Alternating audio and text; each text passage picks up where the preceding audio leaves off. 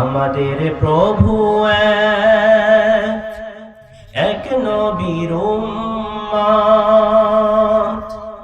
জীবন বিধানে ওই শিবানী কোরআন। সম্মানিত উপস্থিতি, বর্তমানে আমরা এমন একটা সময় অতিবাহিত করছি, এই সময়টা আসলে হাঁটাচলা করি, কথাবার্তা বলি, সবকিছুই করি, কিন্তু একদম সত্যি কথা বলতে অন্তরে কোনো শান্তি নাই, মনে কোনো শান্তি পাই না। কারণ কি, আমাদের বর্তমানে মুসলমানদের যে অবস্থা, তা দেখলে খুব কষ্ট লাগে। আল্লাহ পাক রব্বুল আলামিন আমাদেরকে, আল্লাহ রাসূলকে পাঠিয়েছেন, সাহাবায়ে কেরাম, তাবেঈন, তাবেঈন, খুলাফায়ে রাশিদিন, তারা যেভাবে আমাদেরকে ঐক্যবদ্ধ রাখার জন্য যুগে যুগে তারা সংগ্রাম করেছেন, ইসলামের পতাকাকে পৃথিবীর জমিনে উড্ডীন করার জন্য তারা রক্ত ঝরিয়েছেন। আজকে আমরা সেই দিন আমরা পেয়েছি জন্মসূত্রে, এজন্য আমরা এই দিনের কদর বুঝি না। আপনারা যদি অনুমতি দেন তাহলে একটু খোলাসা করে আমি বলতে চাই, ওপেনে বলি, খোলাসা করে বলি, গোজামিল রেখে আর কি লাভ, সব তো আমাদের চোখের সামনে। জাস্ট এক্সাম্পল, উদাহরণস্বরূপ আমি বলছি, ধরেন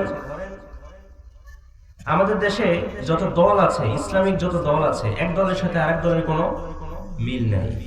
এটা সবচেয়ে খারাপ লক্ষণ। অথচ সবাই কি মুসলমান না? সবাই মুসলমান। কেউ যদি জামাত ইসলাম করে তাহলে মনে করে এই মনে হয় হকের ডিলার নিয়ে নিছে, আর বাকি যারা এরা সব বাতিল। কেউ যদি চরমনাই করে তাহলে মনে করে যে এই হকের ডিলার নিছে, একমাত্র ওই জায়গায় হক আছে, বাকি সব কি বাতিল। যারা সারসিনা যায় তারা মনে করে এটাই। এভাবে আপনি যে দলের মধ্যে আপনি ঢুকেন, যারা কওমি তারা মনে করে যে আমি একমাত্র হকের ডিলার, আর বাকি যারা সবাই বাতিল।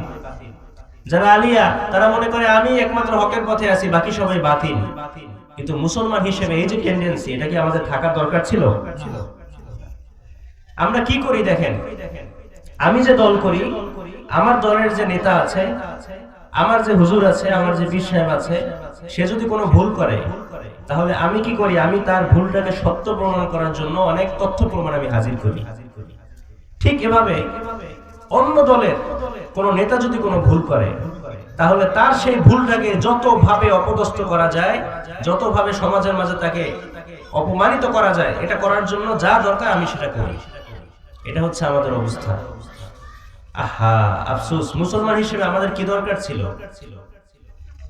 দরকার ছিল যদি আমার দলের যে নেতা সে কোনো ভুল করে তাহলে আরেক দলের যে আছে সে তাকে শুধরিয়ে দিবে, এবং এই ভুলের সুযোগ নিয়ে অমুসলিমরা যেন কোনো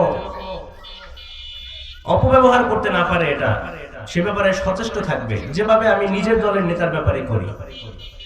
কিন্তু আমরা সবাই নিজ নিজ দলের নেতার ব্যাপারে খুব দায়িত্বশীল, কিন্তু আরেকজন যদি কোনোভাবে মুখ ফসকে একটা কথা বলে, ভুলে কোনোভাবে বলে ফেলে, তাহলে সেটা নিয়ে আমরা তুলকালাম কাণ্ড ঘটিয়ে ফেলি, অথচ আমরা সবাই মুসলমান। এটা আমাদের জন্য খুব দুঃখের বিষয়। এটা কবে ঠিক হবে? আমাদের যে অবস্থা, মনে হয় না এটা ঠিক হবে। আল্লাহ তৌফিক দান করুন, আল্লাহ যেন এক হওয়ার তৌফিক দান করেন, সবাই করেন আমিন। আমরা যদি ভাগ হয়ে যাই তাহলে সুযোগ পায় কারা? যারা ইসলামের শত্রু, তারা কি করে? তারা সুযোগ পায়। তারা তো এটাই খুঁজে যে মুসলমানদের মধ্যে যেন ঐক্য না থাকে, কারণ ঐক্য যদি না থাকে সেই মুসলমান কোনোভাবেই আর তারা দাঁড়াতে পারবে না। যদি তাদের মেরুদণ্ড ভেঙে দেওয়া যায় তাহলে আর দাঁড়াতে পারবে না। এজন্য অমুসলিমরা তো গুটি চালছে কিভাবে আমাদের মধ্যে ঐক্য বিনষ্ট করা যায়। কিন্তু আমাদের কোরআন কি এক না? আমাদের আল্লাহ কি এক না? আমাদের রাসূল কি এক না? আমাদের কোরআন এক, আমাদের রাসূল এক, আমাদের প্রভু এক। তাহলে কিসের অত ভেদাভেদ? এই ভেদাভেদ ভুলে যাওয়ার দরকার আছে না নাই? আমাদের প্রভু এক নবীর উম্মত, জীবন বিধানে ওই শিবানী কোরআন। ঠিক না? আমাদের প্রভু এক নবীর উম্মত, জীবন বিধান ওই শিবানী কোরআন। তবে কেন এক নও হে মুসলমান, এক হও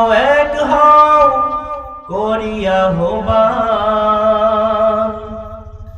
এক হও করিয়া আহ্বান। আল্লাহ আমাদের সবাইকে এক হওয়ার তৌফিক দান করেন, সবাই বলেন আমিন। বিশ্বনবী সাল্লাল্লাহু আলাইহি ওয়াসাল্লাম বলেন, সব মুসলমানরা একটা দেহের মতো। কিসের মতো? একটা দেহের মতো। ইনিশতাকা আইনুহু ইশতাকা কুল্লু। যদি তার চোখে আঘাত লাগে, আমাদের একটা দেহের চোখে আঘাত লাগলে যেভাবে সারা দেহ আঘাতপ্রাপ্ত হয়, সারা দেহে আমরা ব্যথা অনুভব করি না? আল্লাহ রাসূল বলেন, আল মুসলিমুনা কাজাসাদিন ওয়াহিদিন, একটা শরীরের মতো। একজনের চোখে আঘাত লাগলে যেভাবে তার দেহটা ব্যথায় জর্জরিত হয়ে যায়, একজনের মাথায় আঘাত লাগলে যেভাবে তার মাথাটা, তার সারা শরীরটা ব্যথায় জর্জরিত হয়ে যায়, আল্লাহ রাসূল বলেন, এক মুসলমানের রক্ত ঝরলে, এক মুসলমানের গায়ে আঘাত লাগলে যদি মুসলমান হিসেবে অন্তরে ব্যথা না লাগে, তাহলে মুসলমান হিসেবে তুমি নিজেকে দাবি করো না। এজন্য এক মুসলিম ভাইয়ের ব্যথায় ব্যথিত হওয়ার দরকার আছে না নাই? আল্লাহ তো তৌফিক দান করুন, সবাই বলেন আমিন।